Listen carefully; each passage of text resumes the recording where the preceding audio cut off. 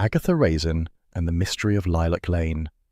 In a village where every smile hides a secret, tonight's mystery begins with a whisper no one was meant to hear. Settle in, because what unfolds next will make you question every friendly face on Lilac Lane. Where in the world are you listening from tonight? And don't forget to subscribe so you never miss upcoming mysteries. Spring crept into Carsley that year with a kind of smug gentleness, the sort that promised renewal while secretly plotting mud. The verges along Lilac Lane were flecked with daffodils and discarded coffee cups, and the sky had the pale sincerity of a new paint job that wouldn't last the week. Agatha Raisin, standing at her cottage window with a mug of over-strong coffee, felt a twitch of irritation that she could not quite name. Perhaps it was the sight of the moving van opposite, disgorging tasteful furniture, and a woman in cream trousers who looked as though she'd never met a grass stain in her life. Typical, Agatha muttered, another blasted goddess of domestic serenity.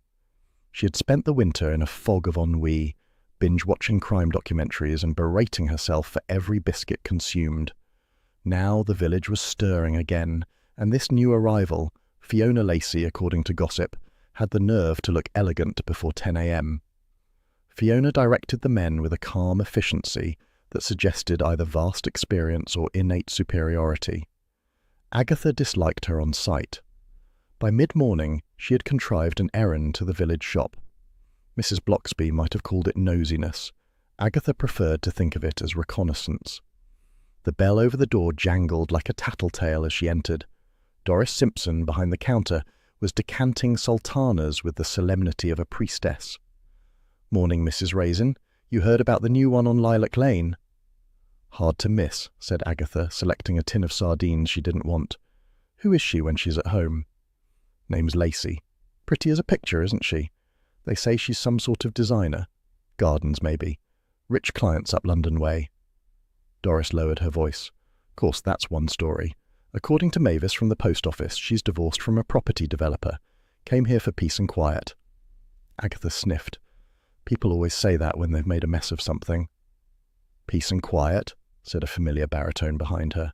"That's a phrase that withers on the vine where you're concerned, Aggie." Charles Fraith, immaculate in tweed that had never met a hedge, smiled his lazy smile.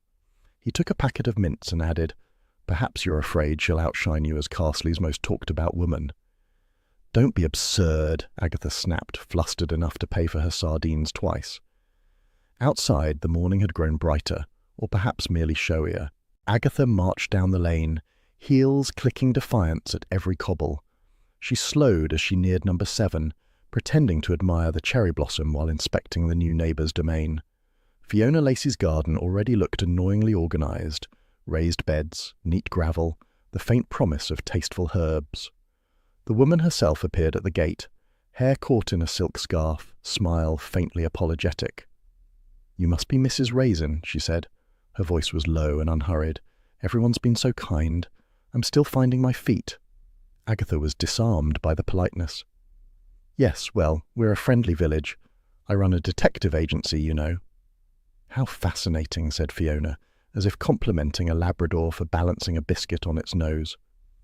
Agatha left feeling she had lost a contest she hadn't known was happening. That afternoon she sought sympathy at the vicarage. Mrs. Bloxby poured tea that smelt faintly of bergamot and calm acceptance. "I suppose you've met our new resident," said Agatha, trying for indifference. "I have," Mrs. Bloxby said, smiling. "She seems pleasant, though sometimes new roots can disturb old soil." Agatha frowned. "Meaning what?" "Only that change, however well meant, can unsettle a village." Mrs. Bloxby stirred her tea with meditative grace. "People take time to adjust." Agatha preferred motives she could cross-examine. "Well, I'll adjust faster once I know exactly what she's hiding." "Perhaps she hides nothing," said Mrs. Bloxby mildly. "Don't be ridiculous. Everyone hides something." As she left the vicarage, drizzle began its gentle campaign. Agatha pulled her Mac tighter and felt a small thrill of purpose return. Investigation was always preferable to introspection. The next day, Bill Wong turned up, ostensibly to check on his mother's plumbing, but really to have lunch. Agatha seized him for company. Over shepherd's pie at the Red Lion, she recounted every scrap of hearsay, embellishing where necessary. "You think she's a criminal mastermind because she arranges her flower pots too neatly?" Bill asked, dabbing gravy from his tie. Neatness is suspicious in the countryside, said Agatha. It suggests either mania or something to hide. Or just a woman with better taste in trousers, Bill murmured. Agatha ignored him. Anyway, there was a van yesterday with a crest on the side. Lacey and Company Garden design. That can't be coincidence. You'd prefer it stood for larceny and conspiracy, said Bill. Don't mock, darling. I've an instinct for these things. Bill smiled. Your instincts usually end in someone being mildly inconvenienced. And justice served, Agatha said firmly. By the weekend, Fiona Lacey had become the prime topic in every shop, church pew and queue for the chemist. Some swore she was writing a book, others whispered she had retired from television. One rumour claimed she was allergic to sunlight. Agatha, meanwhile, found herself thinking about Fiona more than she cared to admit. There was something about that poised calm which made her own restlessness feel glaring. Even her cat, Hodge, seemed to prefer watching Number 7 from the windowsill. Late Sunday afternoon, Agatha decided on reconnaissance by baked goods. She produced a batch of scones that might have doubled as paving stones and marched across the lane. But Fiona was out. Through the gate, Agatha glimpsed a pair of gardening gloves discarded on the path, damp earth clinging to the fingertips. Nearby, a single lilac shrub, too early to bloom, had one flower half open, pale against the grey. Show off, Agatha muttered to both plant and owner, leaving the plate on the doorstep. That evening, the village settled into its customary hush, televisions murmuring, dogs sighing, drizzle ticking on windows. Agatha settled with a detective novel she intended to improve upon mentally, yet her gaze drifted repeatedly to the window opposite. Around 10 o'clock, lights flickered in Fiona's house, on, off, on again, as though someone moved from room to room. Agatha felt the old itch of curiosity sharpen into unease. Then everything went dark. She told herself not to be dramatic. People turned lights off every night without dying. Still, she stayed at the window until the clock chimed 11. When she finally went out to bring in the milk, something pale caught her eye at her own doorstep. A single lilac blossom, fresh and damp, lying where no lilac grew nearby. She stared at it, half annoyed, half unnerved. If that's a neighbourly gesture, she said aloud, it's a creepy one. Hodge mewed from behind the door, unimpressed. Agatha placed the blossom in a jam jar and regarded it thoughtfully. Somewhere in the quiet lane, a car door clicked shut. She could not tell from which direction. The sound left behind the faint scent of lilac or imagination. She turned off the porch light, muttering, "New roots disturbing old soil, eh? We'll see about that." And as she climbed the stairs, the blossom gleamed faintly in the dark kitchen below. Proof, perhaps, that spring in Carsley never arrived without mischief. The following Saturday arrived with improbable sunshine, the sort that made the Cotswolds look smug. Carsley basked in it like an aging beauty under flattering light, and Agatha Raisin, standing before her mirror, was engaged in combat with a turquoise scarf that refused to drape as she intended. "It's only a garden party," she muttered, though her reflection showed a woman dressed for conquest. She had selected a linen dress, a shade too bold for local taste, and sprayed enough perfume to stun bees at 10 paces. Roy Silver, down from London for the weekend, lounged in her kitchen sipping a cappuccino and watching with open amusement. "Darling, this Fiona creature won't know what's hit her. You'll be the social event, not the garden." "Don't be ridiculous," said Agatha, though she didn't object to the idea. "We're simply going to be neighbourly." "Neighbourly with lipstick and heels," said Roy. "My favourite kind of charity work." When they arrived at Number 7 Lilac Lane, the party was already humming. Fiona Lacey's garden was infuriatingly perfect. Borders precise as pastry edges, lawns cropped to billiard smoothness, and flower beds that looked like they'd been designed by angels with rulers. A faint fragrance of lilac drifted in the air, the real expensive kind, not the air freshener imitation. Guests circulated with glasses of chilled rosé, all talking at once about compost ratios, mulch, and the importance of bees. Agatha decided it was the most self-satisfied congregation since the parish council's award ceremony. "Ah, Mrs. Raisin." Fiona approached with that serene smile that made Agatha's teeth itch. "How wonderful you could come! And this must be your friend." "Roy Silver," said Roy, shaking her hand with theatrical warmth. "Public relations, darling. If ever your roses need a press agent, I'm your man." A few guests laughed politely, others looked alarmed. Fiona's smile stayed fixed, though Agatha noticed a flicker of tension when a tall woman in a flamboyant hat, later introduced as Belinda Dare, a rival garden designer, drifted past with a glass of wine and a look of mild disdain. Charles Frayth arrived late, immaculate as ever, bearing a bottle of vintage champagne. He kissed Agatha's cheek. "You look radiant, Aggie, practically photosynthesizing." "Flatterer," said Agatha, hiding her delight behind a scowl. "Jealous already," murmured Roy. The afternoon shimmered along with the sound of small egos rustling like leaves. Conversation meandered through topics from slug deterrents to the relative virtues of Tuscan stone. Agatha endured a lecture from Councillor Greaves on sustainable irrigation until even Roy wandered off to flirt with a man who claimed to own a vineyard. Agatha was refilling her glass when she heard the sharp, panicked shriek. Every head turned. Fiona Lacey was swaying near the rose arch, her hand pressed to her neck. She dropped her wineglass, it shattered like punctuation in the stunned silence. "A wasp!" someone cried.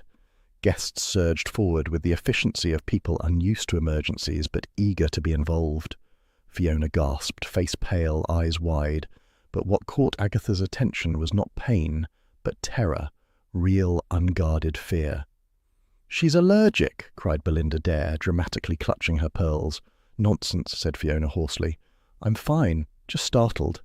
Charles, bending gallantly, retrieved her fallen glass. "You need to sit down." "No, really," Fiona insisted, though she allowed him to lead her to a garden chair. Agatha hovered, eyeing the untouched jug of rosé and the bees nowhere in sight. Mrs. Blocksby appeared at Agatha's elbow, quiet as a vicar's thought. "Poor woman," she murmured, "but she does seem quite frightened." "You noticed that too," said Agatha. "Doesn't look like a wasp sting to me. More like she's seen a ghost." Mrs. Blocksby gave her that mild, unreadable smile. "Let's hope not." After a few reassuring murmurs and a dab of cream, Fiona insisted on resuming hostess duties. The mood recovered slowly, lubricated by alcohol and denial. Roy reappeared, flushed with gossip. Apparently Belinda and our hostess had a row over a Chelsea contract. One accused the other of stealing a client's garden design. "Scandalous, darling." Said Agatha. "People will poison each other's reputations long before they poison anything else." Yet when she sipped her fresh glass of wine, she paused. The taste was off, bitter, metallic. She set it down discreetly, scanning the table. 2 bottles stood open, identical labels, yet one's cork was stained darker than the other. She looked up in time to see Belinda Dare watching her, expression oddly amused. "You're frowning, Mrs. Raisin," said Belinda, stepping closer. "Too much sun?" "Just thinking," said Agatha lightly. "Lovely party. Shame about the wasp." Belinda's smile did not reach her eyes. Was it a wasp? Before Agatha could respond, Charles joined them, his charm diffusing the tension. "Aggie, you must come admire the pond. Fiona's pride and joy. Apparently the koi have better pedigrees than most of us." "Charmed, I'm sure," said Agatha, but followed. The pond was indeed lovely.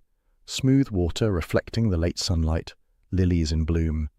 Nearby, a spray of lilac blossoms perfumed the air. Fiona was leaning over the water, speaking quietly with Councillor Greaves. Their voices carried just enough for Agatha to catch fragments. "Told you to wait," Fiona's tone sharp, controlled. "You've no leverage," Greaves hissed. "Don't start something you can't finish." They turned abruptly as Agatha and Charles approached. Fiona's smile snapped back into place. "Beautiful evening, isn't it?" "Deceptively so," said Agatha. By twilight the party wound down. Roy was dancing badly with a woman from the parish council, Charles was chatting to Fiona about roses, and Agatha was pretending to admire a hedge while eavesdropping. That was when she overheard it. 2 women near the trestle table, voices low and intent. "She deserved it," one whispered. "Shh, someone will hear." Agatha's head snapped round, but they moved away into the dusk before she could see who spoke. Moments later, Fiona approached her with polite weariness. "Thank you for coming, Mrs. Raisin. You've quite the knack for livening an occasion." Agatha blinked. "I didn't do anything." "Exactly," said Fiona, with a ghost of a smile. Then lowering her voice, "You might be right about ghosts after all." Before Agatha could ask what she meant, Fiona turned away, saying her goodnights. Charles drove Agatha and Roy home. Roy was voluble, Charles reflective, and Agatha unusually silent. She kept replaying the scene, Fiona's fear, the bitter taste of wine, the overheard whisper. It was all vague, unsatisfying, yet something prickled at her instincts. "You're quiet," Charles remarked as they turned onto the lane. "Just wondering," she said, "how many people bring poison to a garden party?" "Depends on the company," said Charles lightly. Roy yawned. "Darling, it's the Cotswolds. They bring it in Tupperware." Agatha almost smiled. The car stopped outside her cottage, the night air fragrant with lilac and damp earth. Across the lane, Fiona's house stood serene under moonlight, windows dark. "See," said Charles, "all peaceful. No murders tonight." "Don't tempt fate," said Agatha. The next morning dawned overcast, the sunshine having exhausted itself with yesterday's pretense. Agatha was halfway through her first coffee when the siren's wail fractured the calm. She hurried outside, just as Bill Wong's police car slid to a stop by Lilac Lane. A small crowd had already gathered, drawn by the irresistible scent of calamity. Mrs. Bloxby stood among them, hands clasped, face pale. Agatha crossed the lane, heart thudding. "What is it?" she demanded. Bill's expression was grim. "Fiona Lacey's dead. Found her by the pond." "The pond?" Agatha repeated. "Looks like she fell, but we're treating it as suspicious." Agatha's gaze drifted past him to the garden she had envied only yesterday. Uniformed officers moved carefully among the blossoms. On the still surface of the ornamental pond floated a single lilac flower, pale and perfect, its reflection trembling in the breeze. She felt an unexpected chill. The flower was identical to the one left on her doorstep nights ago. Carsley's morning peace had shattered, and Agatha Raisin, though she would never admit it aloud, felt the first stirrings of dread and excitement. Later that morning, Carsley wore the brazen cheerfulness only the English countryside can manage after tragedy. The sun glittered on wet lawns, birds chirped with infuriating optimism, and Lilac Lane was cordoned off by a ribbon of police tape that flapped gently in the breeze, like bunting for the world's worst fate. Agatha Raisin stood outside her gate, clutching a mug of coffee she no longer wanted. Her hair was untidy, her temper worse. Uniformed officers moved about Fiona Lacey's immaculate garden, their boots leaving satisfying prints in the perfection. Agatha, despite herself, felt a pang of triumph. The woman had been too flawless by half, and now death had scuffed her edges. Bill Wong emerged from the garden, clipboard in hand. His calm expression suggested he'd been born wearing police tape. "Morning, Mrs. Raisin." "Don't Mrs. Raisin me, Bill Wong. What happened?" "Officially, we're not sure yet. She was found by the pond early this morning. No sign of forced entry, no note, and the neighbours heard nothing." "And unofficially?" "Unofficially, it's suspicious," he admitted. "Toxicology will tell us more." "Suspicious?" Agatha's eyes gleamed. "Then it's murder." "Or accident," Bill countered. "She might have slipped. The ground's uneven near the water." "Nonsense. That woman didn't even let her garden shed get untidy, let alone herself." "Please," said Bill mildly, "don't interfere." Agatha raised an eyebrow. "Interfere? I merely live opposite a corpse." Bill sighed, aware the battle was lost. By mid-morning, Carsley had transformed into its natural state, a hive of speculative industry. At the village shop, theories multiplied faster than yeast. Doris Simpson was selling newspapers and conspiracies in equal measure. "Heard they found a note," she whispered to Mrs. Boggle from the post office. "Blackmail, apparently." "Utter rubbish," said Agatha, who had entered just in time to hear it. "If there'd been a note, Bill would have told me." "Oh, he would he?" said Doris. "And what makes you so special, then?" "Experience," said Agatha crisply. "I've solved more murders than you've baked fruitcakes." "And that's saying something," murmured Charles Fraith behind her, reaching for a packet of mints. "You," said Agatha, glaring, "should be helping, not smirking." "Helping how?" he asked. "Charming confessions out of gardeners?" "If necessary." Mrs. Boggle leaned in. "They say her assistant's taking it hard." "Mark Hensley?" Agatha asked. "The weepy young man at the party." "That's him. Screaming and crying, apparently, when they told him. Poor thing."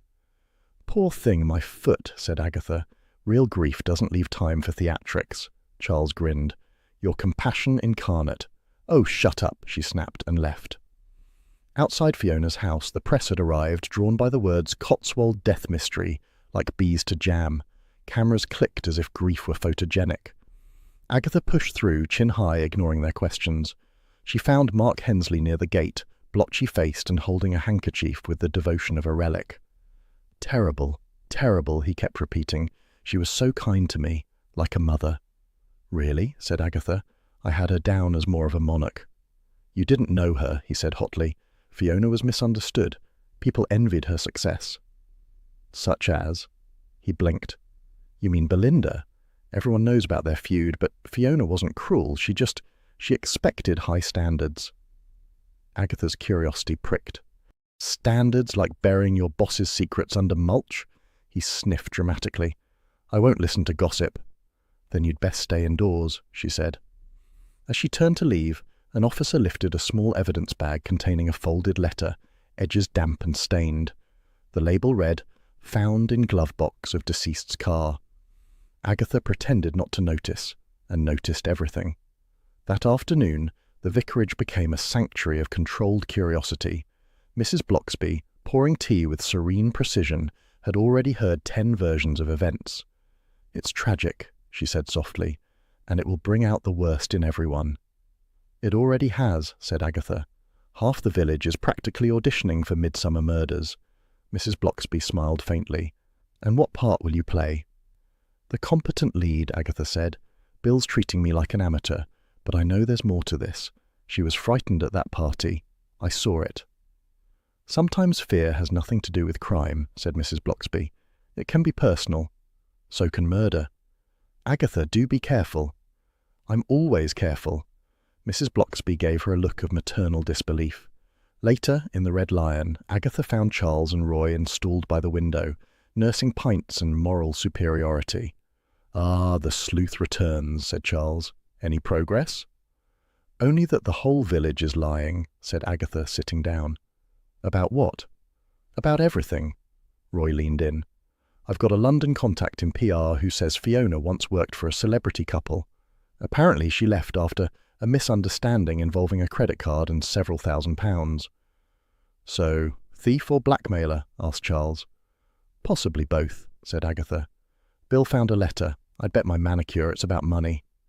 "You're impossible," said Charles affectionately. "You haven't even seen it." "No, but I will." "Aggie," Roy said, lowering his voice, "I overheard one of the officers say there was a flower in her hand. Lilac, apparently. Isn't that poetic? Like nature's calling card." Agatha frowned. "Lilac? In her hand?" "Yes. Lovely touch, really." "Lovely?" She turned the thought over. A lilac blossom. Again. But Fiona's lilac bush had barely budded.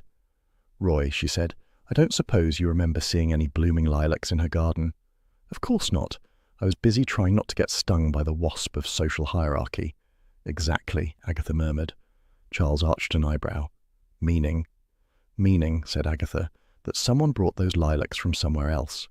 As evening drew in, Agatha returned home, the lane quieter now but for the hum of conversation through half-shut windows.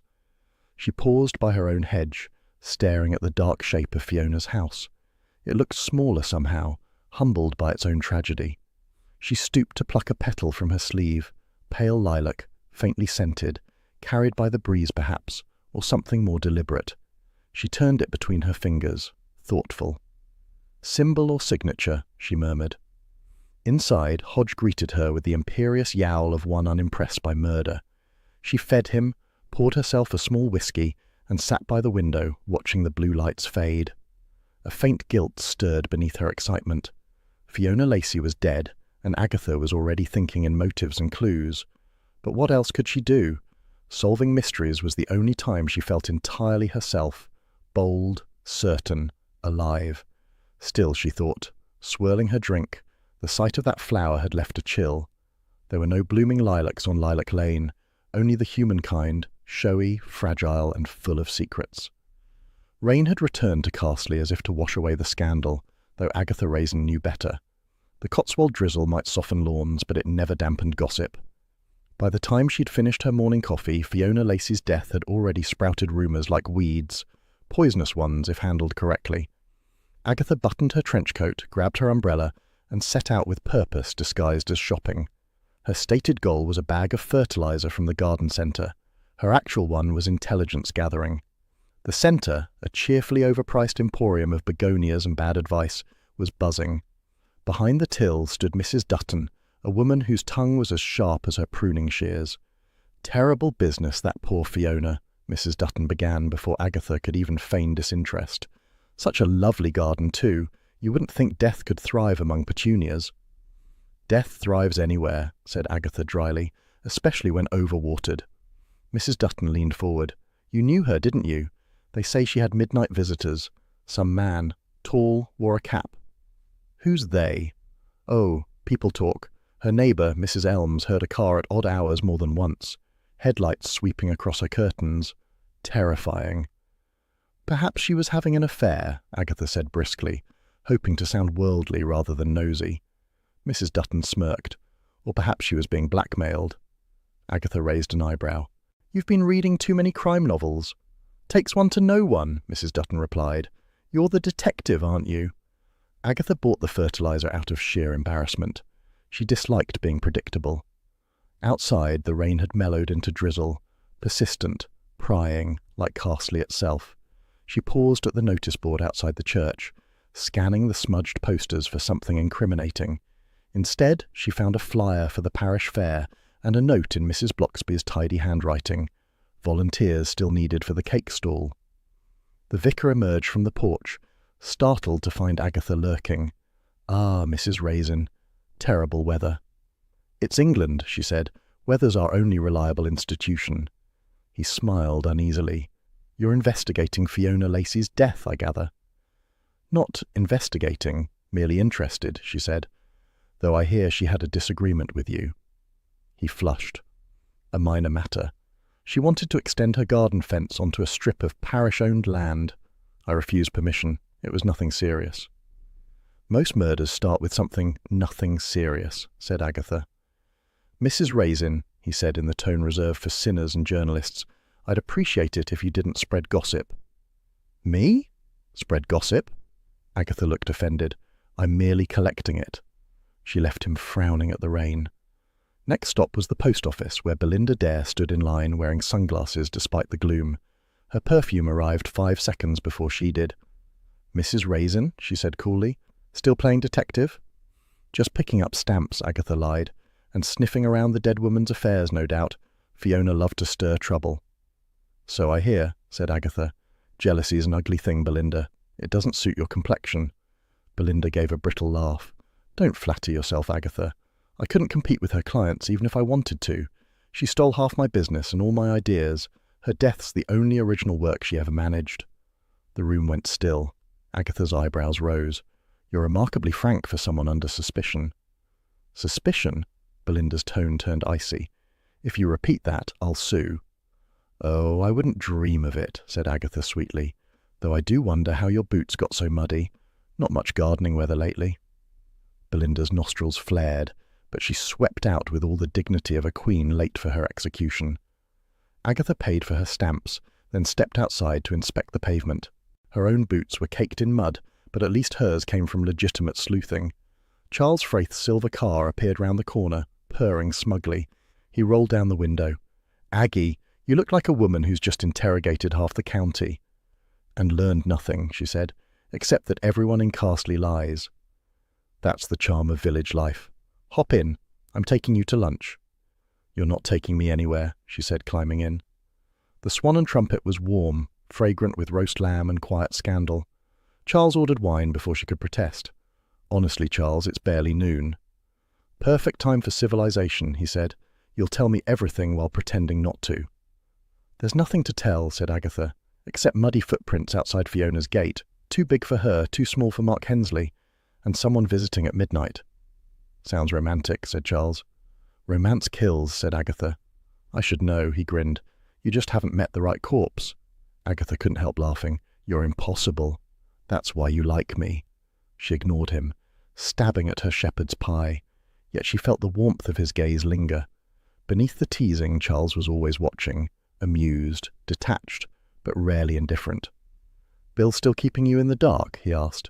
"He tries," said Agatha, but I've my own sources and instincts. Instincts or vanity? Both, she said. They usually agree. After lunch, Agatha insisted on walking back.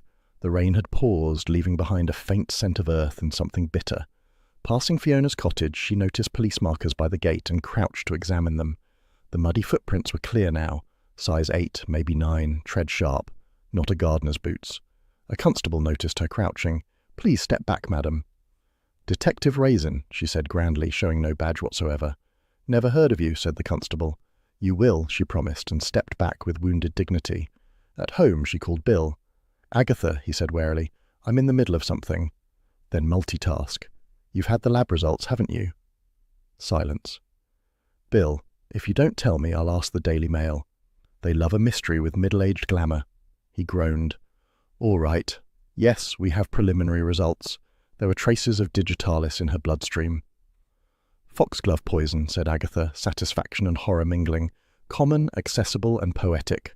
"It doesn't prove murder," said Bill. "Digitalis can build up accidentally. Heart medication, certain teas, or wine at a garden party," she cut in. "Agatha, leave this to us." "Us? You mean the police who didn't notice the midnight visitor?" "We're aware of that rumour." "Rumour, my foot. I've got 3 independent confirmations." "From whom?" "Women who know how to observe curtains," she said tartly. "You should recruit them." "Agatha." She hung up. Evening settled overcastly with its usual deceptive calm, chimney smoke curling upward, the smell of dinners and damp wool drifting through the air. Agatha sat at her kitchen table, Hodge purring on her lap, staring at the unopened bag of fertilizer beside her. "Symbolic," she told the cat. "Everyone around here's busy covering something up." She thought of Fiona's flawless garden, perfection achieved through ruthless pruning. Perhaps that was how she lived too, cutting back anyone who threatened her design. It would certainly earn enemies. Still, Agatha felt a twinge of guilt. Death had a way of making vanity seem small. She poured herself a glass of wine, hesitated, then sniffed it suspiciously before taking a sip. The clock ticked. Rain resumed, tapping gently against the window. Somewhere outside, a car engine murmured and faded. She caught herself glancing toward Fiona's darkened house again. So, digitalis, foxglove poison, easy to find in any garden, including her own, and the lilac blossoms. She had brushed more petals from her sleeve today, faintly perfumed, not from any nearby shrub. Agatha frowned. There were no blooming lilacs in Castley yet. "Then where," she murmured, stroking Hodge's fur, "are they coming from?" The cat yawned, unimpressed. "Fine," she said. "I'll find out myself." She leaned back, the faintest smile tugging at her lips. For all her indignation and age-defying moisturizer, nothing thrilled Agatha Raisin quite like a new lead, especially one that smelled faintly of deceit and springtime.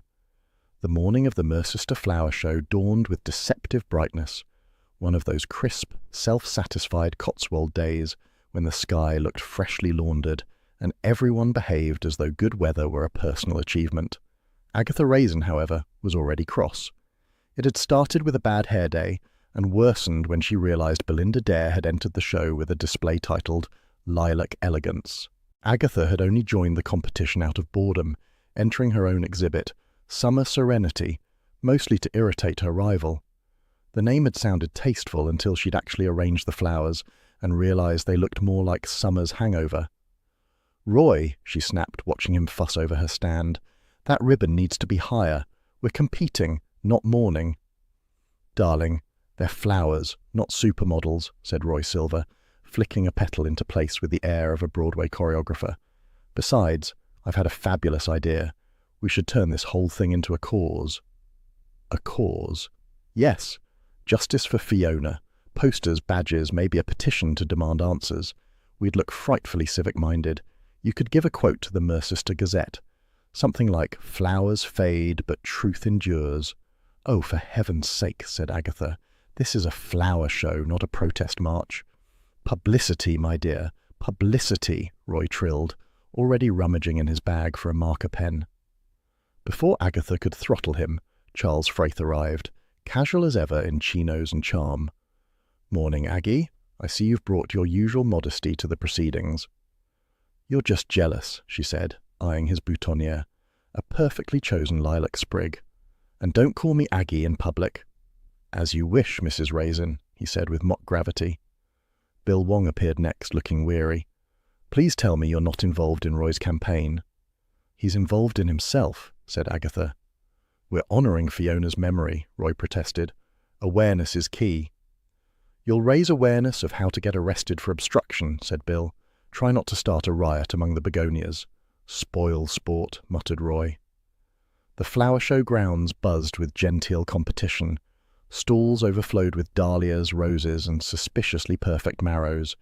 Elderly judges moved from display to display, clipboards at the ready. The Mercester Ladies' Guild were running the tea tent with an efficiency that would shame the army. Agatha's display stood between Belinda's immaculate lilacs and a tragic collection of wilted carnations submitted by Councillor Greaves. She caught Greaves berating a young man near the judging table, Mark Hensley, Fiona's former assistant. "You'll get that money to me this week," Greaves hissed. "I've been more than patient." "I told you I can't yet," said Mark, voice trembling. "I've no excuses. A consultancy is a consultancy. You owe me, and I don't forget debts." Agatha, pretending to adjust a vase, leaned closer. But before she could hear more, Belinda's voice sliced through the air. "Oh, Mrs. Raisin," she said sweetly, "I didn't know spite had its own colour palette." "And I didn't know envy wore perfume that could stun livestock," said Agatha. Several onlookers tittered. Belinda's smile froze. "Some of us enter for pleasure, not attention." "Then why are you wearing heels in a field?" Belinda flounced off, and Agatha felt marginally better. By midday, the judges made their rounds. Agatha's display, to her mild astonishment, had not collapsed. She stood tall, pretending she didn't care about the results. Charles sidled over, offering a paper cup of Pimm's. "It's cruel, really," he murmured. "So many fragile egos and only 3 rosettes." "Mine's not fragile," said Agatha. "It's bulletproof." "Then why are you gripping that cup like a lifeline?" "Because I can't throttle anyone in public," she said, though a smile betrayed her amusement. The judges paused at Belinda's stand, murmuring appreciatively. Agatha scowled. Belinda's lilacs were exquisite, pale mauve perfection, arranged like a hymn to smugness. Then one of the judges frowned. "What's this?" he said, touching a petal. "It's gone limp." Belinda gasped. "That's impossible. They were fine 10 minutes ago." Within moments, her entire display began to wilt dramatically, the blossoms drooping as though fainting from scandal. Murmurs rippled through the crowd. "Looks like someone sabotaged her entry," whispered Charles. "Serves her right," said Agatha, then immediately added, "Of course I disapprove of such behaviour." Belinda's assistant dashed up, pale with panic. "The water's cloudy. Smells like salt." Bill appeared, frowning. "Salt water? That would dehydrate the stems. Who had access to the containers?" "Anyone," said Belinda, glaring at Agatha. "It's obvious who'd want to ruin me." "Don't be absurd," Agatha snapped. "If I wanted you destroyed, I'd pick something subtler." "Ladies," said Bill warningly, though his eyes held amusement. The incident threw the show into uproar. Judges conferred, officials muttered, and the tea tent ran out of scones under the strain. Agatha, meanwhile, observed Mark Hensley lurking near the refreshments table, talking nervously to Councillor Greaves again. She drifted closer. "I'm telling you, I've no money," Mark was saying. "She was supposed to pay me that consultancy fee before she—" "Before she what?" asked Agatha too loudly. They both jumped. Greaves recovered first. "Before she finished the project, of course. Good day, Mrs. Raisin." "A profitable one, I hope," she said. Mark flushed. "You've got it wrong. I just did some design work for him." "Designs that involved blackmail letters, perhaps?" "What? No, you've been listening to gossip." "That's where truth hides," said Agatha, "in gossip's skirts." He stalked off, muttering. Charles appeared behind her. "You're enjoying yourself far too much." "I'm following the scent," she said. "Lilac again?" "No, something sour. Greaves smells of guilt and Mark smells of desperation. Together they'd make quite the bouquet." The judging concluded without further incident. Agatha's display received a highly commended, which she interpreted as a conspiracy. Belinda, humiliated by her drooping lilacs, left before the prizes were even announced. Roy tried to console her on the way out, though his version of comfort involved distributing Justice for Fiona flyers to anyone who'd accept one. "You're making us look like lunatics," Agatha hissed, snatching one. It featured a dreadful photo of her from the previous year's fete beside the words, "Truth blossoms where Agatha Raisin walks." "Catchy, isn't it?" Roy beamed. "Libelous, more like," said Bill, appearing with a harassed look. "Roy, if you put one of those on a police car again, I'll arrest you for vandalism." "Public engagement, darling," Roy protested. "Even criminals need good PR." "You'd make a marvellous defence witness," said Bill dryly. Back in Carsley that evening, Agatha collapsed into her armchair with a sigh. Hodge curled at her feet, unimpressed by human vanity. She replayed the day's events, the quarrel between Greaves and Mark, Belinda's ruined display, and the faint tang of salt on the air. It all felt connected somehow, like different stems in the same poisonous bouquet. Her phone rang. It was Mrs. Bloxby. "Agatha, dear, I thought I should mention something. It may be nothing, but I saw Fiona Lacey the week before she died, arguing with an elderly man near Lilac Lane. He was wearing tweeds and looked terribly cross. I assumed it was a client dispute, but now—" "You're sure it was before she died?" "Quite sure. I remember because the church clock struck 8, and I was late for the prayer group." "Did you recognize him?" "No, though I thought he seemed oddly familiar." Agatha's mind ticked. An elderly man in tweeds. Not Mark, not Greaves. Someone else entirely. "Thank you, Mrs. Bloxby. That's very helpful." "Do be careful, Agatha," said the vicar's wife gently. "Gardens may look peaceful, but they can hide all sorts of roots beneath the surface." Agatha smiled. "And I intend to dig them up." She hung up, poured herself a generous glass of wine, and gazed out at her own flower beds, which looked distinctly unimpressed with her efforts. Somewhere in the distance thunder rumbled, the kind that never quite arrived but reminded one to keep the windows latched. She felt the faint thrill of the hunt again, mingled with melancholy. People could cultivate roses and civility all they liked, but secrets, she thought, were the real perennials of village life. "Hodge," she murmured, "I think it's time we got our hands dirty." The cat yawned. Agatha raised her glass. "To murder and marigolds," she said wryly. "Both thrive on attention." Rain had gone off sulking somewhere over the hills, leaving the Cotswolds rinsed and gleaming. The morning air smelt of wet stone, coffee, and other people's business, a combination that always sharpened Agatha Raisin's appetite for sleuthing. She had just finished breakfast when the doorbell rang. Fritz, the postman, stood there looking put upon, his Labrador panting beside him. "Sorry to bother, Mrs. Raisin," he said, "but the dogs found something odd behind that dead woman's shed." "That dead woman being Fiona Lacey," said Agatha. "And what sort of something odd?" "Envelope, buried in the compost heap. Dog sniffed it out. Thought you might want to take a look before I hand it to the police, seeing as you always do." Agatha's grin spread. "You're a treasure, Fritz, and if anyone asks, we merely happened to be passing." The garden behind number 7 Lilac Lane was still sealed off by a half-hearted police cordon. Agatha ducked under it, handbag first. Fritz looked away as though this might absolve him of complicity. The compost heap steamed gently in the weak sunlight, giving off an odour somewhere between decay and ambition. "There," said Fritz, pointing. Half buried under damp leaves lay a muddy envelope. Agatha plucked it out with a grimace, prizing it open. Inside were several crumpled receipts, purchases of Digitalis purpurea extract, foxglove concentrate. The handwriting was Fiona's, but the buyer's name had been altered. First an F, then clumsily overwritten into a G. "Foxglove," she murmured. "And Fiona's garden was immaculate. No stray weeds there. So why hide these?" "Maybe she was dosing her plants," said Fritz doubtfully. "Or her husband," said Agatha.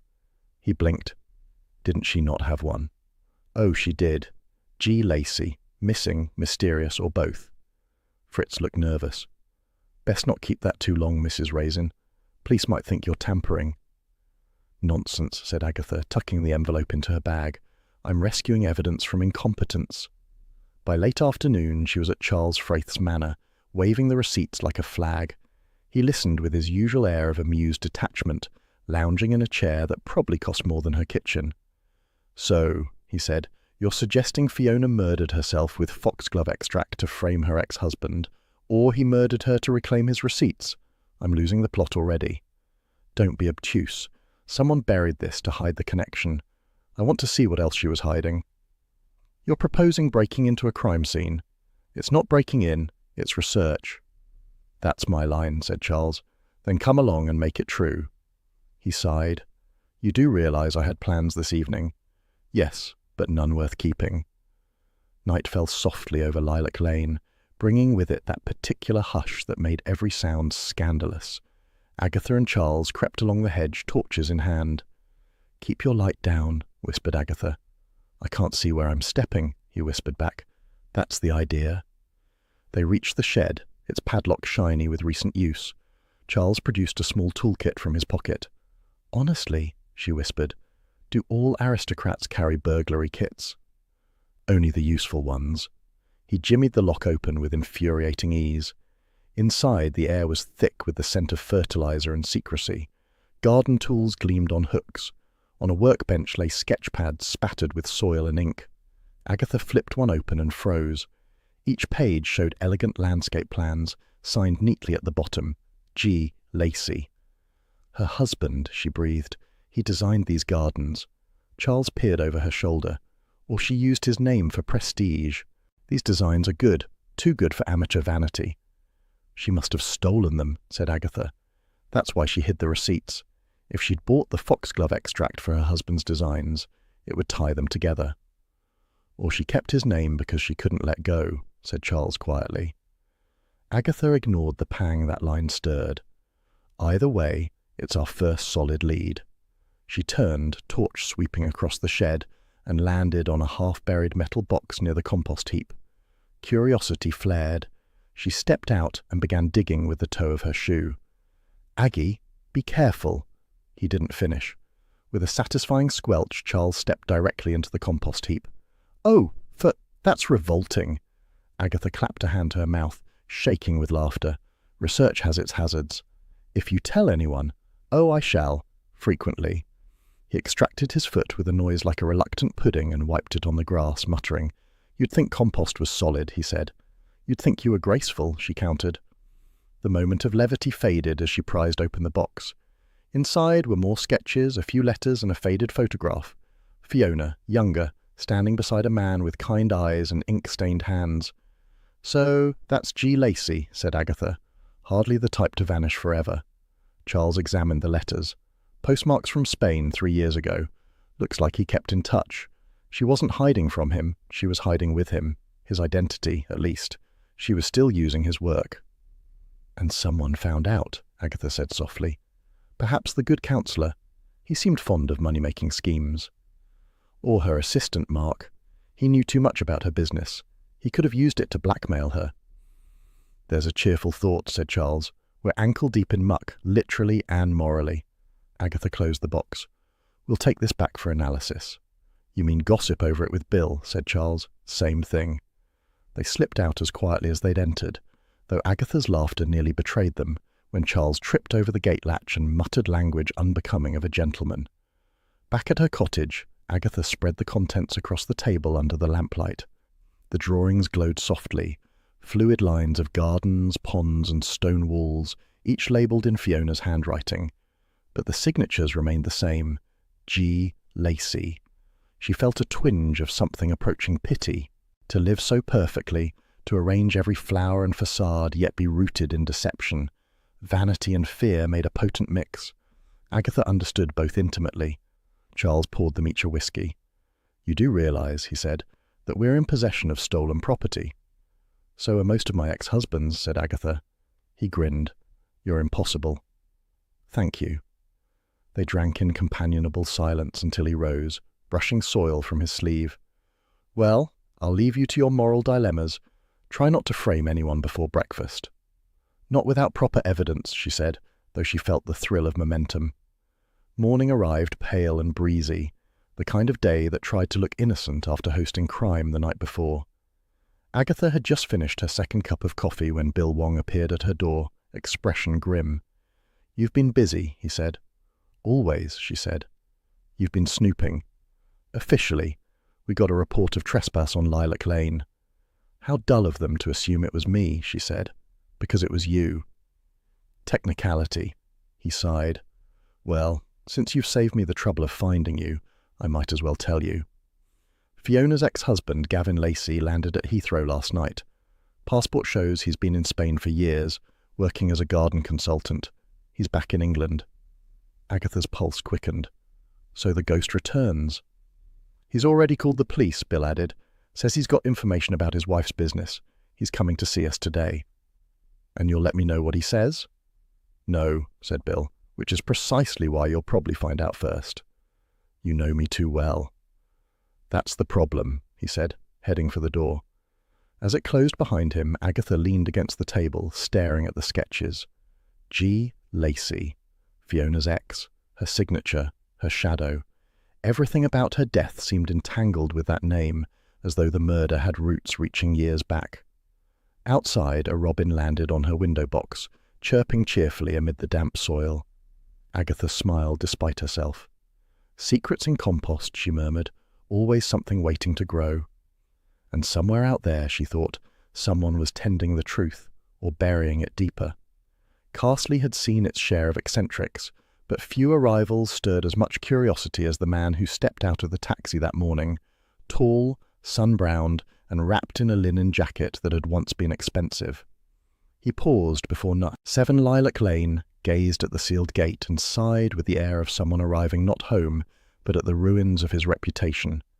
Agatha Raisin watched the scene from her window with the fascination of a cat eyeing a bird with a limp. Bill had called at dawn. Gavin Lacey, Fiona's estranged husband back from Spain. Cooperative, he says. Charming too. Be careful. Charming, Agatha muttered. Always the most dangerous breed. By the time she arrived at the Red Lion an hour later, the newcomer was already installed at a corner table, nursing coffee and charm in equal measure. Mrs. Raisin, he said, rising as she approached. His voice was low, textured by a life of apologies. I hear you've taken an interest in my late wife. Purely civic concern, said Agatha, sitting. Carsley likes its corpses tidy. He smiled, a practised, rueful curve. You're blunt. Fiona would have liked you. I doubt that, she said. We didn't share a taste for perfection. Ah, yes. He stared into his cup. Perfection. That was her religion. I provided the hymns, she sang them better. Then she left me for success. Agatha studied him. He looked respectable enough. Clean nails, weathered hands, eyes that had known both sun and debt. You designed gardens together? Once, he said, softly. She had vision, I had technique. After the divorce, she took the name, the clients, the credit. But I never stopped caring. I came back to make peace. And to ask about the foxglove extract, perhaps. His eyes flicked up, too quick. You've been busy. I dig well, said Agatha. You should appreciate that. He laughed, though uneasily. I didn't poison her, Mrs. Raisin. I only wanted to talk. She'd written, said she was selling one of our old designs to Councillor Greaves. A shady man, if memory serves. I warned her not to. Because you wanted the money? He met her gaze squarely. Because I wanted my name cleared. I'm broke, yes, but not murderous. That evening, Agatha decided to test him further. Nothing like a good dinner to loosen tongues and morals. She invited him to her cottage, partly for interrogation, partly for the thrill of candlelight. Charles Fraith had been unavailable. Fox hunt committee, darling. So she prepared alone. Polished silver, lit candles, decanted wine. Then, inevitably, Roy Silver appeared. He breezed in with a bottle of cheap Prosecco and the announcement, I heard you were entertaining a suspect, so I thought I'd supervise. You'll behave, Agatha warned. Of course. Like a saint with better shoes. When Gavin arrived, he took in the scene. Roy's flamboyant presence, Agatha's nervous elegance, with the politeness of a man accustomed to chaos. What a lovely home, he said. It smells of lavender. That's disinfectant, said Roy. Agatha shot him a look that could prune roses. Dinner began civilly enough. The candles glowed, the wine flowed, and Agatha found herself warming to Gavin despite every instinct.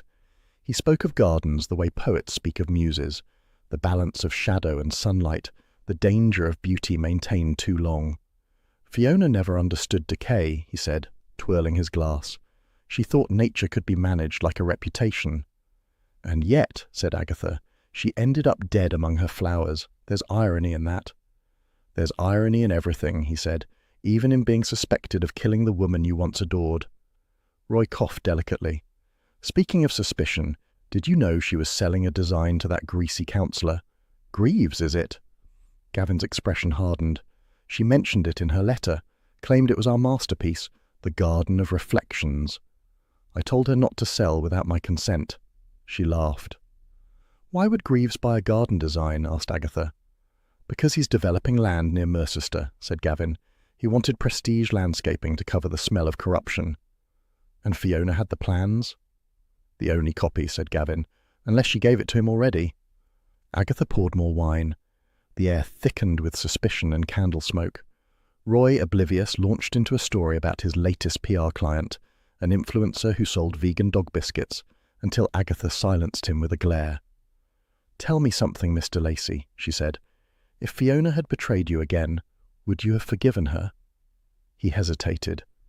I'd have tried, but forgiveness doesn't pay bills. And you need paying. I need peace, he said, but the lie came wrapped in charm too smooth for truth. After pudding, which Roy declared emotionally undercooked, Gavin stood to leave. At the door he took Agatha's hand. You're remarkable, he said softly, blunt, fearless, and kind enough to listen. She felt the warmth rise to her cheeks. I'm also dangerous when crossed. He smiled. So was Fiona. When he'd gone, Roy collapsed into the armchair with a dramatic sigh. Darling, if he's not guilty, he's at least gorgeously tortured. You've a weakness for the type. I have no such thing, said Agatha, refilling her glass. Of course not. You just spent 2 hours interrogating him by candlelight. Research, she said. Foreplay, said Roy. Get out. He grinned, kissed her cheek, and left. The next morning the glow of wine had faded, replaced by a hangover of suspicion. Agatha called Bill Wong, who sounded as though he'd been waiting. We've had a development, he said. The toxic seeds found in Fiona's pond, foxglove hybrids, match a batch ordered online under Belinda Dare's address. Agatha nearly dropped her mug. Belinda? The jealous rival? Yes, though she claims she was researching new varieties for a client. She would. What's the plan? We'll interview her today. And no, you're not invited. Bill, Agatha, please. Let the police do their job for once. You never do it properly, he sighed. Don't interfere. Would I ever? Constantly, he said, and hung up. Unable to sit still, Agatha decided to accidentally run into Belinda herself. She found her at the Mercester Garden Centre, gliding between aisles like a model among mulch. Belinda! Agatha exclaimed, all false cheer. Fancy seeing you here. Belinda's smile was brittle. Mrs. Raisin, still sniffing around the dead, are we? Only the interesting ones. I hear you had a fondness for foxglove seeds. Is that what they're saying now? Belinda plucked a trowel from the shelf. I ordered them for research. I'm a designer, not a poisoner. Research into what? Lethal horticulture? Into colour gradients, said Belinda coolly. Foxglove hybrids give a richer violet hue. Fiona knew that. She stole my formula once. Maybe she mixed it up again. Agatha studied her face. No flicker of guilt, only the weary disdain of a woman perpetually compared and never believed. You were rivals, said Agatha. She humiliated you at the flower show. She humiliated everyone, said Belinda, but she didn't deserve to die. Then who did? Ask her clients, said Belinda, turning away. She was selling more than gardens. The phrase lingered like perfume, sweet, unsettling. Back home, Agatha found Charles waiting on her doorstep with croissants and cynicism. I heard you wined and dined Mr. Lacey, he said. Fallen for his tragic routine yet? Don't be absurd, she said. Then why the extra lipstick? Habit. They breakfasted in uneasy friendship. Charles listened as she recounted Gavin's story and Belinda's hints. Greaves again, he said finally. He's the common weed in this garden. If Fiona was selling him a design, maybe it wasn't just landscaping. Could be a cover for money laundering, development kickbacks. Oh, don't go modern on me, said Agatha. We're not in line of duty. People kill here for envy, greed, or pride, preferably with flowers involved. Then Greaves fits nicely, said Charles. All three in abundance. So does Gavin, said Agatha quietly. He's broke and bitter, and too polished for innocence. Charles gave her a sidelong look. You like him. I don't. You do. Charles, if you don't stop smirking, I'll poison your croissant. He raised his coffee cup. With foxglove extract, no doubt. They both laughed, but uneasily. Late afternoon brought drizzle and a call from Bill. His voice was tight. We questioned Belinda. She denies everything, claims someone used her address for the order. We traced the payment, prepaid card, unregistered. Clever. Meaning she could still be guilty, said Agatha. Meaning she's not the only one with access to her office computer. Her assistant handles her orders, Mark Hensley. Agatha sat up. Fiona's assistant? The same. Seems he was moonlighting, maybe blackmailing both sides. You'll bring him in? Trying to find him first. Then I'll help. You won't, said Bill firmly. And if I see you anywhere near the station, I'll arrest you for obstruction. You wouldn't dare. Wouldn't I? He hung up. Agatha poured herself another coffee and stared out at the rain streaking the window. The village looked innocent as ever, smoke curling from chimneys, children splashing in puddles, yet every lane, every polite smile seemed threaded with deceit. She thought of Gavin's eyes across candlelight, full of sadness and calculation, of Belinda's bitterness, of Councillor Greaves's avarice wrapped in civic bluster, all of them entangled in Fiona's life, and her death. Hodge leapt onto her lap, purring as if to anchor her. Men, Agatha muttered, stroking him. They always arrive claiming they want closure, and leave with fingerprints on your sanity. The cat blinked, unimpressed. She sighed. Somewhere between charm and deceit lay the truth, and Agatha Raisin intended to dig it up, manicure or no manicure. Outside, the drizzle thickened, soft as secrecy, veiling the lane where Gavin Lacey had walked that morning, the prodigal husband returning not for love, but she suspected for profit. And as evening fell over Carsley, Agatha poured herself a final glass of wine and raised it to the window. Here's to men who dig their own graves, she said. Saves me the trouble. The Cotswolds had that washed green look that comes after a night of rain, hedgerows beaded with water, clouds dragging their skirts across the hills. Agatha Raisin, standing on her doorstep with a mug of too-strong coffee, regarded the morning as she often did, suspiciously. Somewhere in that quiet, dew-sparkled peace lay a killer, and she was beginning to suspect half the village qualified. She had hardly sat down to plan her next move when the phone rang. Bill Wong's tone was weary, the way it always got when he knew he wouldn't be obeyed. "Before you start," he said, "don't interfere." "Too late," said Agatha.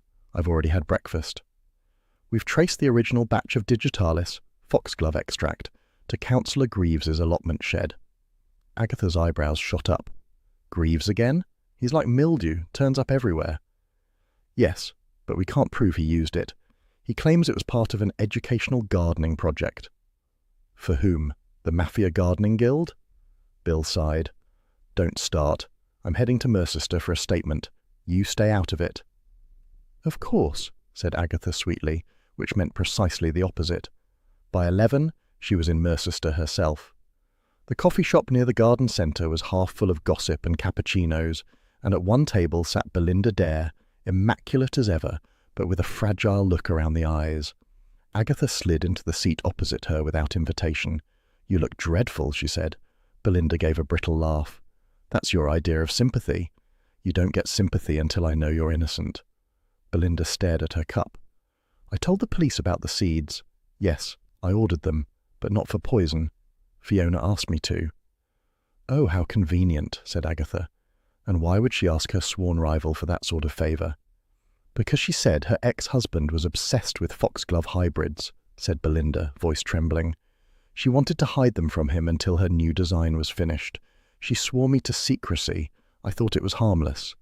"And you didn't think it odd that a woman hiding plants from her husband wanted her competitor to do the shopping?" "I liked her," Belinda admitted quietly. "In small doses. She had this way of making you feel important. It's why everyone forgave her, until they didn't." Agatha studied her, weighing truth and performance. Belinda's mascara had smudged at the corners, but the tears looked real. The confession deepened the tangle rather than loosening it.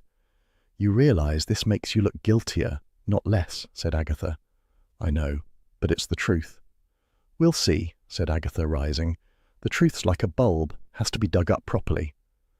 When she got home, Charles Fraith was waiting in her kitchen, reading her post as if he owned the place. "Breaking and entering again?" she asked. I knocked. Fritz said you were probably ignoring the bell. He's learned, said Agatha. What do you want? News. Our friend Mark Hensley has been creative with arithmetic. I had a chat with one of Fiona's old clients at the golf club. Turns out invoices were reissued under slightly altered names. He's been siphoning money from her accounts for months. Agatha sat down hard. So that's why he was always hanging around looking tragic. Guilt mixed with fear. Or greed, said Charles. Either way, there's your motive. Money, not love. Or both, said Agatha, who never liked tidy motives. Charles leaned against the counter, irritatingly relaxed. He's fled, you know. Packed up this morning. Landlady said he muttered something about London. How did you hear that? Charm, darling. Works faster than warrants. Agatha ignored the flutter of admiration that threatened to soften her annoyance. Then we need to find him before the police do. We? Don't be coy, Charles. You love danger almost as much as you love yourself. He smiled. True, but I prefer it catered. That afternoon, Agatha called on Mrs. Bloxby, partly for moral support and partly to verify her own instincts. The vicar's wife welcomed her with tea and sympathy, the latter always poured without judgment. You look troubled, Agatha. I'm surrounded by suspects and idiots, and I can't decide which are which. Mrs. Bloxby smiled gently. That's the human condition. Belinda claims Fiona asked her to buy the seeds. Charles says Mark was embezzling. Bill's chasing Greaves and foxglove extract. Honestly, it's like gardening in a hurricane. You're trying to make everything tidy, said Mrs. Bloxby. Perhaps it isn't. You're suggesting chaos. Not chaos, said Mrs. Bloxby. Just that sometimes motives grow tangled together. People rarely kill for one reason alone. Agatha frowned into her teacup. You sound like a sermon. Perhaps, but I think Fiona's death was personal as well as practical. Someone wanted to stop her, and also to punish her. For what? You'd know that better than I, said Mrs. Bloxby, eyes kind but penetrating. Agatha left feeling oddly chastened. She loved and hated that about the vicar's wife. The way her calm insight made Agatha's own bluster feel like a shield rather than armour. Back in Carsley, dusk was gathering, the kind of soft grey evening that made the cottages glow like lanterns. Agatha found Roy Silver waiting outside her gate, drenched and indignant. You could have told me we were chasing suspects again, he said. We're not, you're not. Please, I'm already halfway through designing the Justice for Fiona logo. It has excellent social media potential. Roy, I swear. Fine, fine. I'll just say hello to Charles then. He's not here. Roy's grin turned wicked. Oh? Trouble in paradise? Go home before I use you as compost, said Agatha, slamming the gate. She spent the next hour reorganizing her notes. The pieces refused to fit. Fiona's death had begun to look less like a single act and more like the collapse of an elaborate facade. Vanity, theft, jealousy, all feeding on one another until someone snapped. The knock at her door made her jump. Bill Wong stood there, rein on his shoulders and a weary patience in his eyes. I thought you were in Mercester, she said. I was. Now I'm here. And you've been busy again, haven't you? Define busy. Interrogating Belinda Dare, according to half the cafe.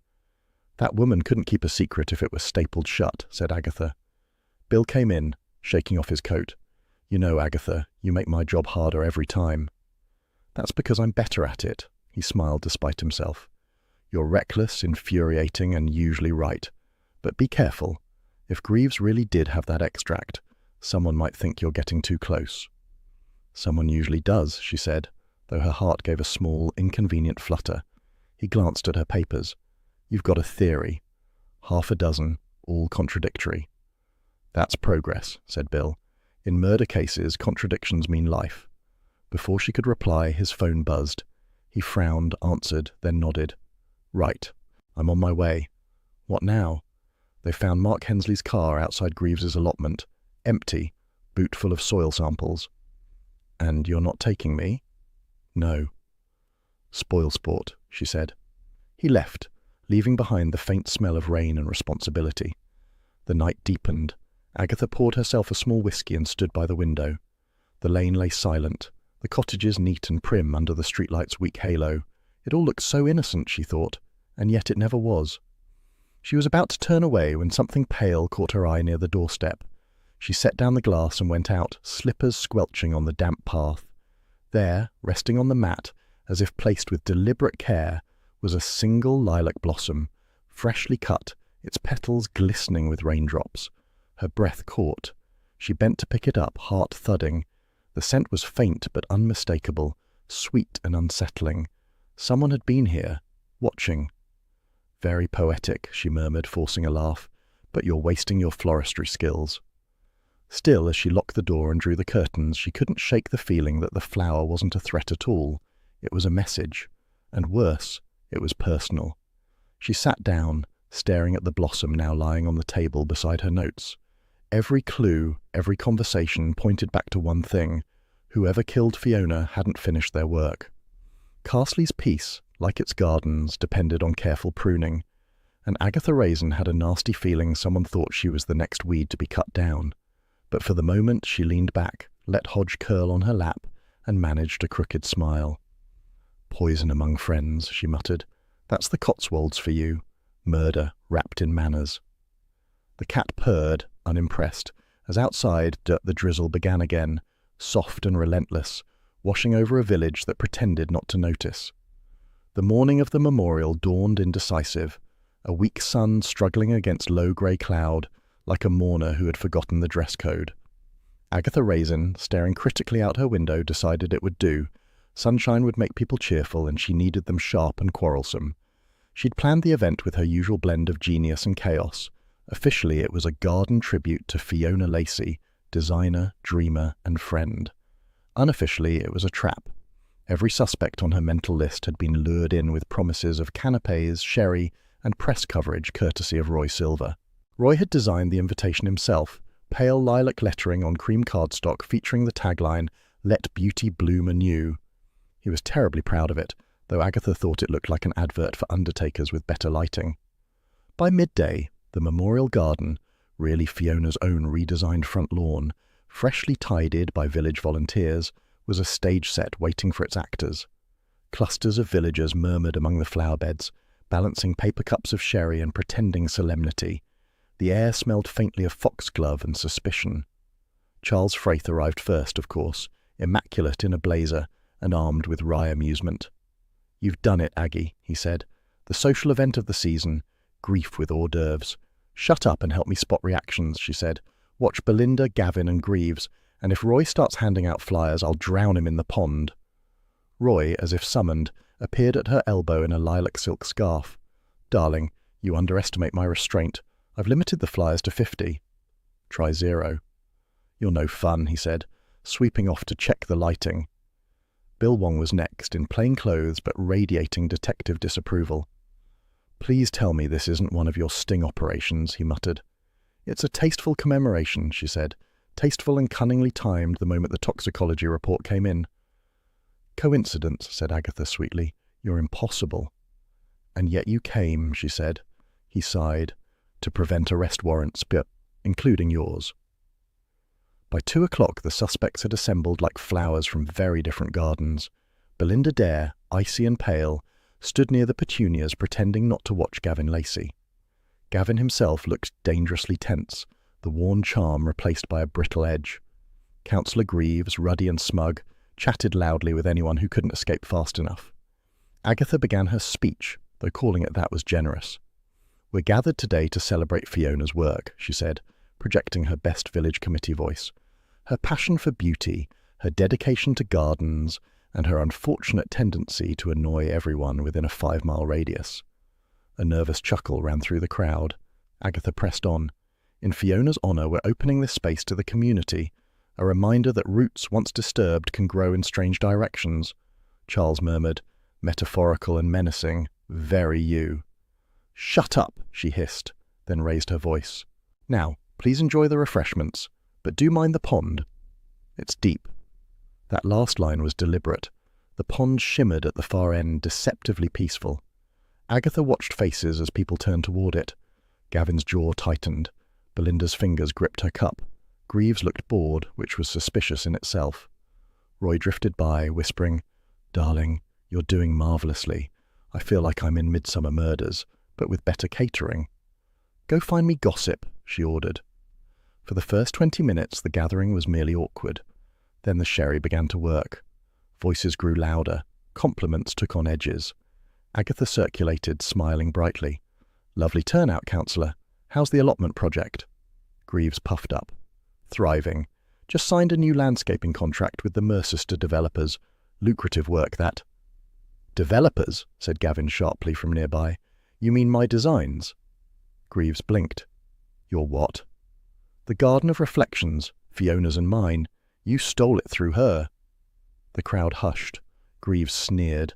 "Rubbish. Fiona sold it fair and square. Maybe you should manage your finances better before throwing accusations." Gavin's face flushed red.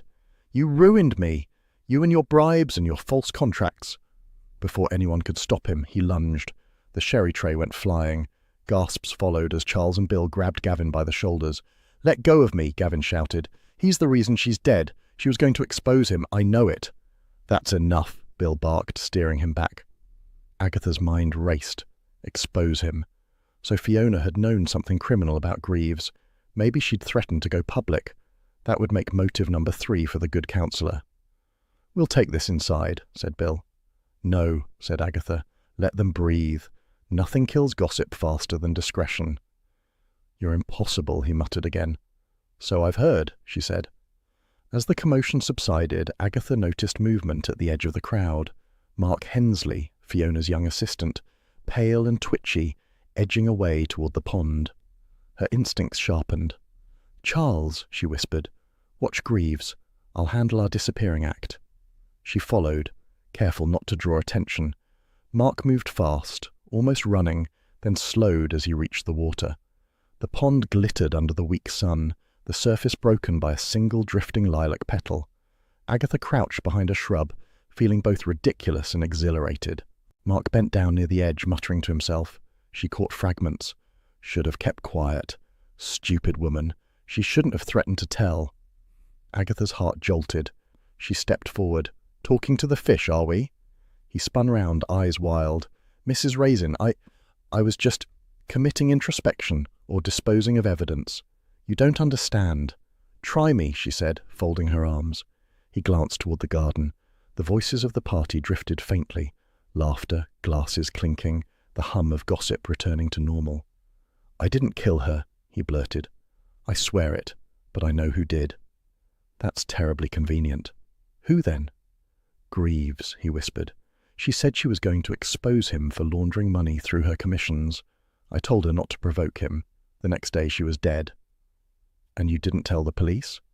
"I was scared. He paid me off to keep quiet, said it was for my loyalty. But when I heard they'd found the digitalis near his allotment, I panicked. I came to see if anything was left here, something he might have dropped." Agatha eyed him.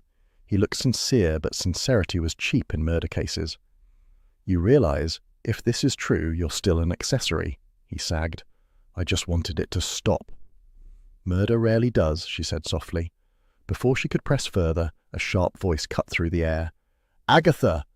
Bill was striding across the lawn, Charles at his side. Behind them, Roy was photographing the chaos like a war correspondent. "What now?" Bill demanded. "I was enjoying a little chat," said Agatha. "A little interrogation, more like," said Charles. "You can thank me later," said Agatha. "You're assuming we'll want to," said Bill. They gathered by the pond, the crowd drifting closer like curious sheep. Mark, pale and sweating, tried to explain himself under Bill's steady gaze. His story matched what he'd told Agatha. Bribery, silence, fear. Greaves blustered. "Lies! The boy's a thief! He forged her signatures. I've proof." "And Fiona threatened to reveal that too, I suppose," said Agatha. "She was unstable," Greaves barked. "Everyone knew it." "Unstable enough to drink foxglove voluntarily?" she shot back. Silence rippled through the group. Agatha pointed toward the pond. "She hated wasps, didn't she? The day she collapsed, everyone assumed a sting. But if she'd been holding a glass, a toast perhaps, someone could have slipped digitalis in while pretending to brush off a wasp. And she'd drink it rather than make a fuss. Manners, they're deadly in the countryside." Bill gave her a look that was equal parts admiration and exasperation. "You're guessing again, Agatha." "Educated intuition," she said. "There's a difference?" "Only in salary." The mood had shifted. The polite chatter was gone, replaced by the low hum of accusation. Even Mrs. Bloxby, who had arrived quietly to pay her respects, looked uneasy. "Perhaps we should all calm down," she said gently. "Indeed," said Charles, "before Agatha hosts a second memorial for the living." But Agatha barely heard them. Her eyes were fixed on the pond, on the faint reflection of lilacs trembling at its edge. Something about the angle of the path, the way Fiona's glass must have fallen, her thoughts snapped together like twigs underfoot. "Bill," she said quietly, "if Greaves poisoned her, why bury the receipts? Why not destroy them? Unless he didn't. Unless someone else used his extract." "Meaning?" "Meaning our culprit had access to Greaves's shed and to Fiona's trust. Someone clever enough to use both." Her gaze drifted to Mark Hensley.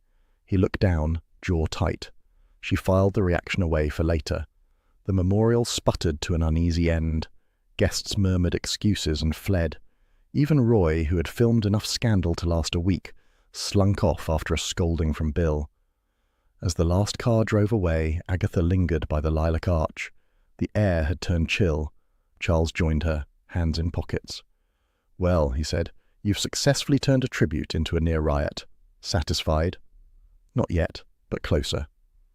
"You think Greaves did it?" "He's vile enough, but too obvious. No, there's something off about Mark. His story's too polished, his guilt too rehearsed." "And you'll test your theory how?" "By inviting him for tea," she said. Charles laughed. "You're fearless." "I'm furious," said Agatha. "There's a difference." As they turned toward her cottage, a gust of wind rustled the lilacs, scattering petals across the grass like a confetti of foreboding. "You realize," said Charles, "you're playing with fire again." "Then I hope it burns politely," she replied. That night, Carsley seemed almost too still. The lane gleamed damp under the street lamp. Agatha closed her curtains and tried to focus on paperwork, but her thoughts kept circling back to the pond, to Mark's muttered confession, and to the words he'd let slip. She shouldn't have threatened to tell. Tell what? Agatha looked toward the lilac blossom she'd kept from the previous night, now drying on her desk. Another symbol, another warning. But she smiled faintly. Whoever was behind the petals had underestimated her. She might be vain, meddlesome, and occasionally reckless, but Agatha Raisin never wilted under pressure. Outside, the rain began again, steady and patient, watering secrets that were ready to bloom. The morning after the Memorial Garden riot dawned with that pale, apologetic light the Cotswolds reserved for the aftermath of scandal. Carsley looked freshly washed and faintly ashamed, as if the village itself regretted its behaviour. Agatha Raisin did not. She sat at her kitchen table in a dressing gown, mug of coffee in hand, scanning the Mercester Gazette headline, "Local Memorial Erupts into Sherry-Fueled Brawl." "At least they used a flattering photo," she muttered. Charles Fraith, sprawled opposite in one of her chairs, chuckled. "You do realise you've just been promoted from village busybody to regional spectacle." "Publicity is a small price for progress," she said primly. "Besides, I've nearly solved the case." "You've said that every day this week." "This time it's true." She tapped a folder thick with her notes. "Mark Hensley's story doesn't hold water. He's been too precise, too rehearsed, and those lilac blossoms, trophies, I'd wager. We're seeing him today, and this time he won't wriggle off like an eel in hair gel." Charles looked sceptical but intrigued. "Shall I bring the champagne or the handcuffs?" "Bill's bringing both," said Agatha, rising. "Let's go before he tries to talk me out of it." The day had brightened into one of those deceptive English afternoons. Sunshine sharp as glass, shadows cool and conspiratorial. The three of them arrived at Fiona's old property on Lilac Lane, now sealed off but not entirely deserted. A police car waited discreetly by the hedge.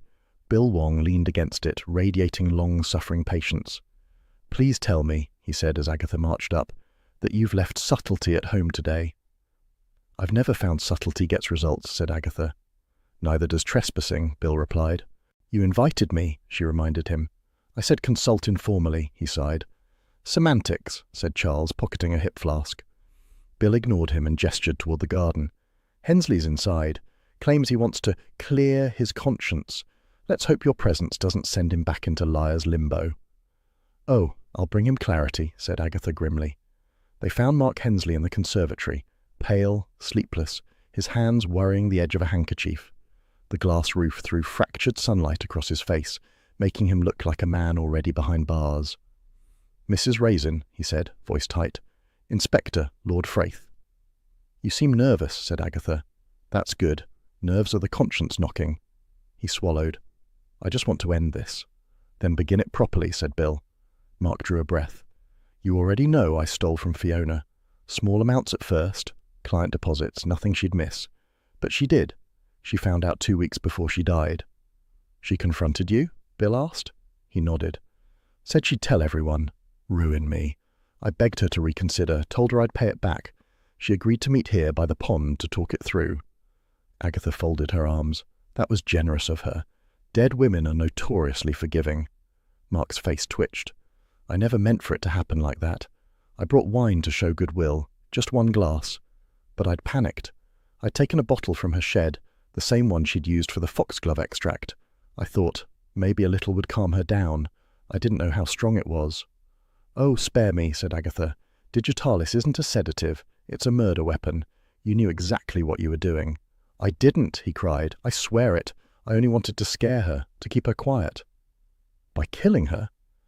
"By reminding her who she was dealing with," he said, voice breaking. "She drank too fast. 1 sip, then she staggered, said she felt faint. I panicked, tried to help, but when she fell—" "Into the pond," said Agatha quietly. He nodded. "I froze. I thought if I called for help they'd hang me, so I ran. I came back later and left the lilac blossoms. It was her favourite flower. I wanted her to have something beautiful." Bill's pen paused. "You expect us to believe that wasn't guilt?" "It was guilt," said Mark. "It still is." "And the envelope buried in the compost heap," said Agatha. "Receipts for the extract you bought in her name." He hesitated too long. "That was just paperwork." "And the seeds ordered under Belinda Dare's address? Another coincidence?" "She was helping Fiona," he protested. "I didn't know." Agatha's eyes glittered. "You're a liar, Mr. Hensley, and a coward. You used every woman around you as camouflage. Fiona to fund you, Belinda to hide your trail, and me to tidy your mess. But you left your own signature. Lilac blossoms on every scene. A murderer with a sentimental streak.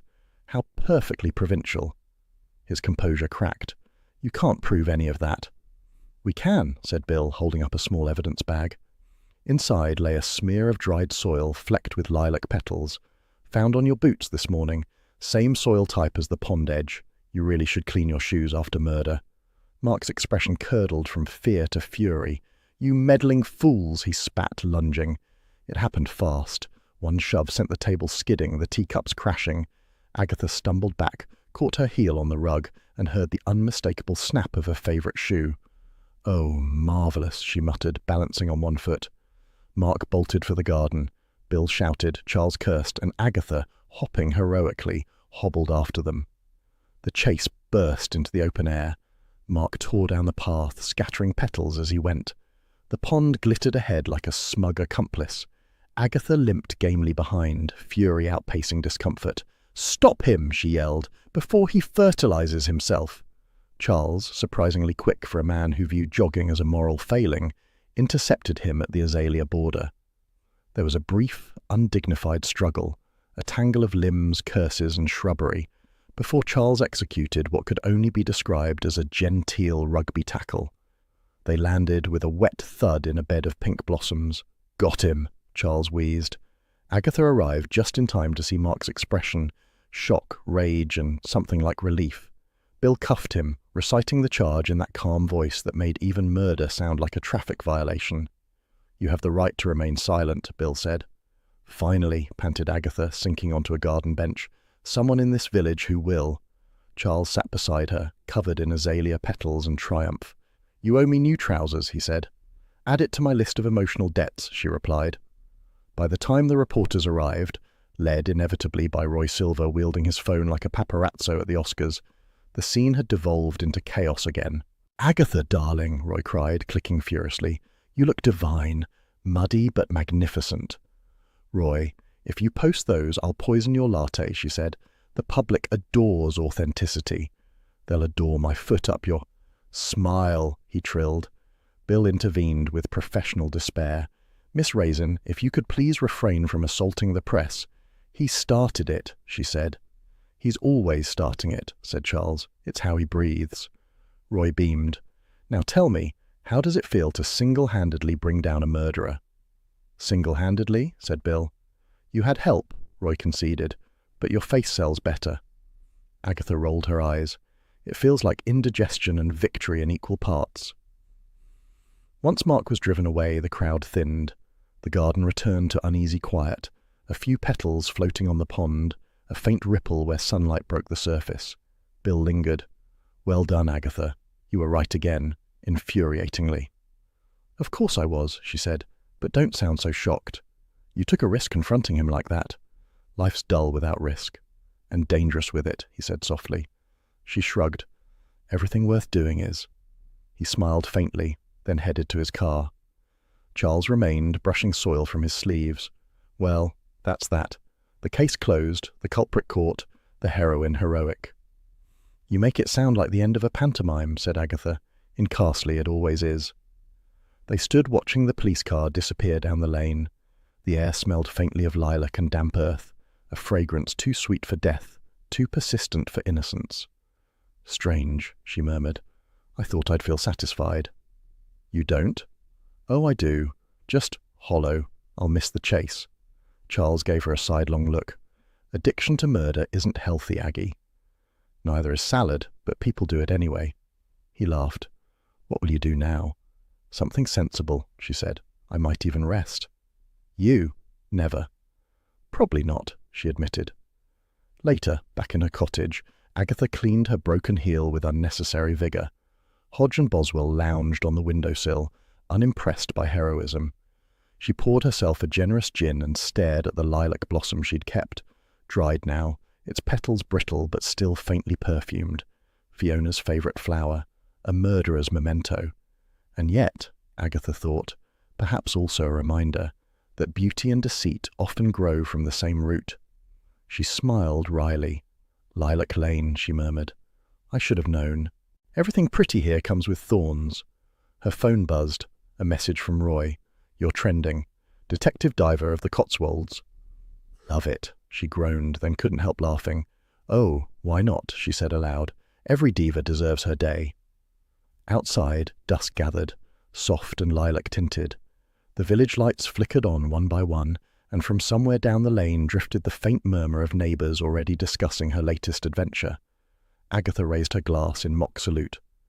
To Fiona, she said, to justice, and to new shoes. She sipped, savouring the gin's clean sting. The case was closed, the villain caught, and yet, as always, a tiny part of her longed for the next knock on the door, the next whisper of scandal beneath the Cotswold calm. Because Agatha Raisin, for all her flaws, knew one immutable truth. Peace, however pretty, was terribly dull. Carsley, when scandal faded, had a way of righting itself like a resilient flower after rain. By midsummer, the gossip about Fiona Lacey's demise had been carefully pruned into anecdote, a cautionary tale told over teapots and trimmed hedges. The lane's gardens, once choked by suspicion, now thrived with almost defiant colour. Geraniums blazed, roses preened, and the lilacs, naturally, were magnificent. Agatha Raisin surveyed it all with mixed feelings. She was pleased, of course, to have solved the murder, but irked that everyone now remembered it as that unfortunate business. It was always business in Carsley, never passion, greed, or malice. The English talent for euphemism was, she thought, the real national flower. Still, there were consolations. The papers had stopped calling. Bill Wong had taken a short holiday, presumably to recover from her company, and Charles had sent her a text reading, "Still alive, rather dull, miss your chaos." She'd deleted it, then regretted it, then checked her deleted folder twice. The afternoon was warm enough for the garden chairs, so she took her tea outside, accompanied by Hodge and Boswell and a faintly critical Robin. The air hummed with bees and the gossip of neighbours drifting over the hedge. Mrs. Bloxby appeared presently, bringing a lemon-drizzle cake and her usual air of quiet reason. "You look well, Agatha," she said, setting the cake down. "I should. I've been avoiding murder for a whole week." "An achievement worth celebrating." Agatha smiled wryly. "It won't last. It never does." Mrs. Bloxby poured the tea. You sound almost disappointed. Nonsense, I'm perfectly content, peaceful even. You say that as if it were an illness. It might be, said Agatha, gazing at the lilacs along her fence. Peace gives one time to think. Dangerous habit. Mrs. Blocksby studied her with affectionate amusement. You've been reflecting. Trying not to, but yes. Fiona Lacey, vain, clever, doomed. She reminds me of, well, me on a bad day. A bit too eager to be admired. A bit too quick to believe flattery. Vanity isn't wickedness, said Mrs. Blocksby. It's just misplaced hope. The wish to be loved for what one shows instead of what one is. Agatha looked away, touched and annoyed at once. You make sin sound so civilized. It usually is, said Mrs. Blocksby gently. They ate cake in companionable silence. The village clock chimed 4. Somewhere down the lane a lawnmower started, slicing the stillness into polite domestic hum. It's odd, said Agatha after a while. Foxglove. Such a pretty plant. Heart medicine and heart poison all in one. Rather sums people up. And vanity too, said Mrs. Blocksby. Decorative and deadly, depending on how it's used. Agatha laughed. You should take over my detective agency. You've got the moral speeches for it. I'll leave that to you, said Mrs. Blocksby. I prefer my mysteries in Scripture. At least yours come with resurrection, said Agatha. And yours, Mrs. Blocksby replied softly, come with learning. Oh, don't start that. I've learned nothing except that men are trouble and shoes are unreliable. But even as she said it, Agatha felt the warmth of the vicar's wife's kindness settle around her like sunlight through cloud, uninvited, slightly embarrassing, and oddly comforting. Later that evening, Charles rang. Dinner at the Swan, he said. I'll bring champagne. You bring that terrifying efficiency you call charm. Agatha hesitated. I can't. I've a hair appointment tomorrow and I need an early night. Ah, said Charles. Turning over a new leaf? A mature one, she said crisply. Suit yourself, though maturity never suited you. She hung up with a smile she refused to analyze. Still, before bed, she found herself in front of the mirror, checking for no reason that her hair hadn't flattened, that her lipstick wasn't too bright. She told herself it was habit. Vanity, after all, was only fatal if swallowed. Morning brought post, the usual bills, catalogues, and one card addressed in flamboyant silver ink. She slit it open and read aloud. Darling, new client on Lavender Hill, and she swears her husband's trying to kill her. Fancy a holiday. Love, Roy. Agatha laughed out loud, startling the cats. The postcard showed a woman in a sun hat fainting over a martini glass. Lavender Hill, she murmured. Poisoned by perfume next, no doubt. She set the card on her mantelpiece where it glowed cheerfully against the china ornaments. She told herself she wouldn't go, that she'd had enough drama to last the summer. She'd prune her roses, attend the parish fete, maybe even join the book club. But as the day drifted on and the sun turned the lane to gold, Agatha found herself humming. She tidied her handbag, checked the train times to London, and told herself it was only curiosity, because really, what harm could a little holiday do? The village, basking in its deceptive calm, seemed to wink in reply, and so, with the faintest stir of excitement beneath her dignity, Agatha Raisin straightened her shoulders, locked her door, and stepped out into another bloom of trouble.